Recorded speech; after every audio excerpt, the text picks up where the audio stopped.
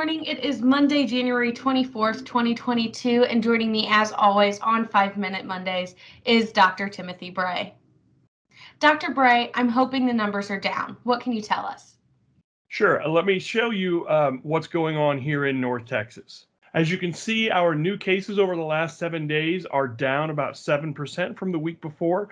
This is a trend that we've seen day by day for the last several days. New cases are beginning to drop off. Now, they're dropping off at a very high level. There are 108,000 new cases a week, far higher than we've ever seen before.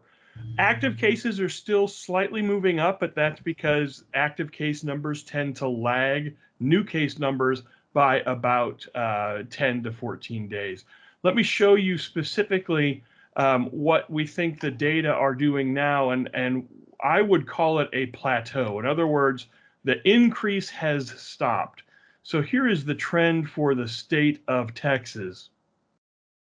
And here on the bottom right, of course, is the new case data. And you can see new cases in the state peaked a few days ago, so back on January 11th, and they're sort of plateauing. If you were to sort of extend that line out, that little dip right there is artificial. It's just from data lagging. So as we look at this, what we see is a sort of a flattening of that curve. We still have high levels of infection, much higher than we were, let's say, back in September of 2021, where statewide we were getting 19,000 cases, new cases a day. Now statewide we're getting almost three times that number, a little over three times that number. So that number is beginning to plateau. That's a good sign.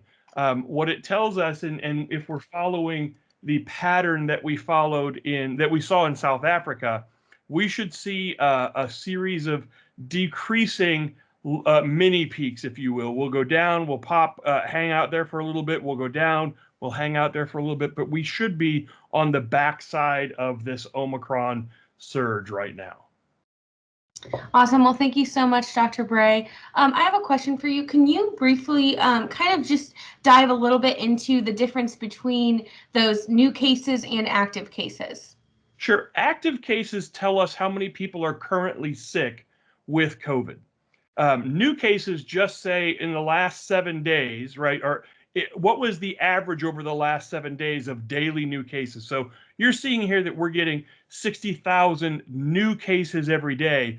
Each day's new cases are added to the people who are currently sick, people who got sick yesterday, the day before, and the day before that. So active cases are a measure of how many people are out there living with COVID, affected by COVID right now, not just the new cases, which is why active cases will start to fall off about 10 to 14 days after the new case numbers start to go down. Awesome. Well, thank you so much, Dr. Bray. If you want to continue this deep dive with us, audience, Dr. Bray is joining us tomorrow via Teams at noon. The link will be in the description, and we will just deep dive even more into this data and try to get some trend predictions for you all. I hope you have an awesome day, and we will see you next week on 5 Minute Mondays. Thanks, Dani.